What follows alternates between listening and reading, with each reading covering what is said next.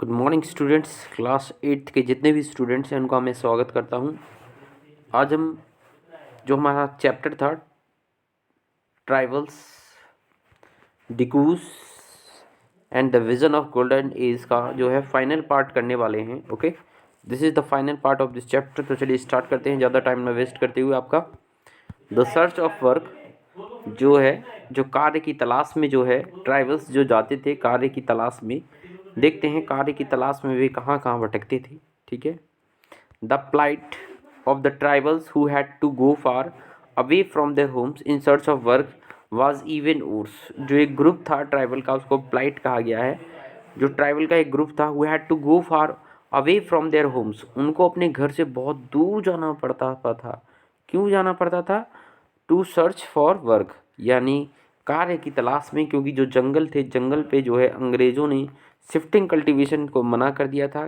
तो ट्राइब्स की एक प्रॉब्लम हो गई थी कि वे शिफ्टिंग कल्टीवेशन नहीं कर पा रहे थे अंग्रेज़ों के कारण। ठीक है, तो इन search of work was even verse. जब वे दूर दूर कार्य करने के जाते थे तो जो कार्य था वो कैसा मिलता था उन्हें? बड़ा ही, मतलब जो प्रॉब्लम थी वो बड़ी कैसी थी? ऊर्स थी। यानी एक होती है बैड, एक होता है सुपरलेटिव डिग्री बैड का ऊर्स, सबसे बुरी कंडीशन होती है वो। ठीक है, कैसे होती है कि 1920 में मैंने बताया आपको, जब अंग्रेज़ों का शासन था तो करीबन जो कोयले की खान में जो ट्राइब्स जो है काम कर रहे थे, और उनमें से 2000 लोगों की जो है मृत्यु हो गई थी कोयले की खान में। ठीक है, तो इस तरह उन्हें बड़ी प्रॉब्लम फेस करने पड़ रही थी। The tribal were recruited in large numbers to work for tea plantation. देखो, यानी टी प्लांटेशन में उन बड़ी मात्रा में उनकी एक रिक्वायरमेंट थी, बड़ी मात्रा में उनकी मांग थी कि टी प्लांटेशन में जो है ट्राइब लोग ही काम करें। एंड क्योंकि ये मेहनती होते हैं बहुत ज़्यादा। टी प्लांटेशन मतलब टी के जो प्लांटेशन किया जाता है।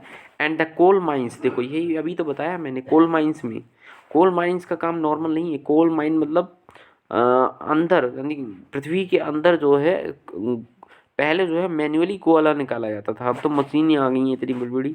तो पहले की कंडीशन क्या होगी आप सोचो, कितने लोग उसमें मरते होंगे। ठीक है, उसमें विषैली गैसें होती हैं कोल माइंस में, जो कोयले की खान होती हैं। थ्रू कॉन्ट्रैक्टर्स के थ्रू ये लोग काम करते थे इन जगहों पर। लो वेजेस, और इनको जो मजदूरी थी वो बहुत ही कम दी जाती थी। ठीक है, prevented them from the returning home, और उन्हें घर आने से क्या किया जाता था? रोका जाता था। अब लगा लो तुम, क्या कंडीशन हो गई ज़िंदगी की। ठीक है, तो ऐसी ऐसी कंडीशन मत आप उत्पन्न करिए इन ट्राइब्स के सामने कि वे मजबूर हो जाएं। ये अंग्रेज़ों के समय की मैं बात बता रहा हूँ। क्लोजर लुक, एक क्लोजर लुक देखते हैं ट्राइब्स के, ट्राइब जो आदिवासी होते हैं उनके, उनमें the tribal groups revealed in the different of the country against the changes law. Tribes लोगों ने रिवील्ड कर दिया, आंदोलन छेड़ दिया, एक क्रांति छेड़ दी डिफरेंट भारत के अलग अलग पार्ट में, डिफरेंट कंट्री पार्ट्स में। ठीक है, against the changes of law, जो नियम जो बदले गए थे। ठीक है, रिस्ट्रिक्शन ऑन देयर प्रैक्टिसेस, जो उनके क्रियाकलाप थे उन्हें उन्हीं को करने से रोक दिया गया कि जो आदिवासी लोग हैं ये कार्य नहीं कर सकते हैं। The new taxes they had to pay, नए नए टैक्स उन्हें पे करने पड़ रहे थे। And exploitation by the traders and money lenders, और जो व्यापारी थे, ठीक है, भारतीय व्यापारी भी, खुद भारतीय व्यापारी भी थी, और जो मनी लेंडर थे, साहूकार थे, उनके द्वारा जो उन पे शोषण होता था, एक्सप्लॉयटेशन, जो उन पे शोषण होता था, उसके विरुद्ध उन्होंने जो है एक आंदोलन छेड़ दिया। क्योंकि जब तो भारतीय संविधान नहीं था, इसलिए जब इंडियन कॉन्स्टिट्यूशन बना नहीं था तो आर्टिकल वे 23 to 24 का इस्तेमाल भी नहीं कर सकते थे, राइट अगेंस्ट द एक्सप्लॉयटेशन का। आगे चलते हैं, अपराइजिंग ऑफ ट्राइबल्स। फिर ट्राइबल्स जो आदिवासी थे उनका उदय हुआ। क्या हुआ? उनका उदय हुआ। ठीक है, तो देखते हैं uprising of tribals. Kol uprising 1831 to 1832, आपको ये डेट याद रखनी है, एग्जाम में पूछ सकते हैं। कोल अपराइजिंग आपको ऑप्शंस मिलेंगे। सांथाल अपराइजिंग, ठीक है, ये ग्रुप्स हैं ट्राइल के अलग अलग। ये संथाल लोग 1855 में इन्होंने अपराइजिंग किया या एक तरह से उदय हुए। Munda uprising 1895 to 1900 and Bastar uprising 1910। तो ये ग्रुप आपको याद रखना है पूरा। ठीक है, आगे है Birsa Munda, the most important. ठीक है, ये इनके भगवान कहे जाते हैं, Birsa Munda. A movement began under the leadership of Birsa Munda. Birsa Munda के लीडरशिप में जो है मूवमेंट, जो आंदोलन जो है प्रारंभ किए गए। बहुत ही अच्छा लग रहा है इसे पढ़ा के, बिरसा मुंडा का नाम सुन के। आगे चलते हैं। The British officials were worried as the political aim of the Birsa movement was to drive out missionaries. The British official were worried, जो ब्रिटिश ऑफिशियल थे वो कैसे परेशान हो गए यार। As the political aim of the Birsa movement, जो Birsa movement, जो बिरसा का जो बिरसा आंदोलन चला था उसका जो पॉलिटिकल एम था, was to drive out the missionary, जो मिशनरी थी ईसाई मिशनरियाँ, ठीक है, जो क्रिश्चियन मिशनरियाँ थी उनको उखाड़ फेंकना था, ठीक है।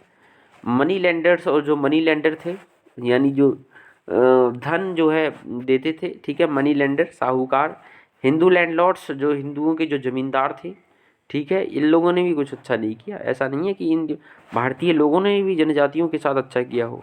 And the government and the setup of and the government, जो ब्रिटिश गवर्नमेंट थी, and setup of Munda Raj with Birsa at its heads. बाद में मुंडा राज्य की स्थापना की गई विद बिरसा इट, और बिरसा उसमें क्या थे, हेड थे, ठीक है। आगे चलते हैं पॉइंट नंबर 3 पे। इन 1895 बिरसा मुंडा वाज अरेस्टेड। 1895 जो है बिरसा मुंडा को जो है अरेस्ट कर लिया गया। ही वाज रिलीज इन 1897 में, उन्हें दोबारा जो है रिलीज़ किया गया 1897 में। And he told the villages to gather support, और उसे जो है गांव वालों का एक विशाल क्या मिला, सपोर्ट मिला, ठीक है। He urge people to destroy the Ravana dikus of European.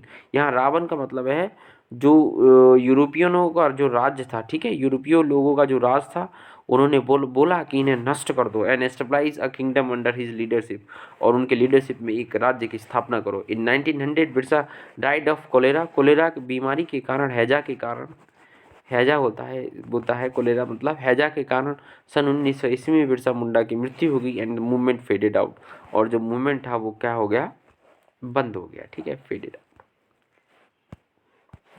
Effect of uprising देखते हैं। British made the laws strict so that the money lenders could not exploit the tribes by snatching away their land. फिर ब्रिटिशों को तभी ध्यान आता है जब कोई आंदोलन होता है, ठीक है। British made the law strict, ब्रिटिशों ने लॉ को स्ट्रिक्ट कर दिया जिसके थ्रू जो मनी लेंडर्स थे, ठीक है, जो पैसे उधार देते थे, could not exploit the tribes, बाद में जो है वो जो ट्राइब्स हुआ करती थी, आदिवासी हुआ करते थे, उनका शोषण ना कर पाए। And snatching away their land, और उनकी ज़मीन ना छीन पाएँ। It showed the power of the tribal that they can also fight for the right and could be heard. ये जो है ट्राइब्स की जो है शक्ति को दिखाता है कि वे अपने अधिकारों के लिए लड़ सकते हैं, ठीक है, खुद स्वयं अपने अधिकारों के लिए लड़ सकते हैं, स्वयं अपने अधिकारों के लिए वे जो है लड़ सकते हैं। तो it's over from me, thank you very much students. आपको ये स्टोरी अच्छी लगी होगी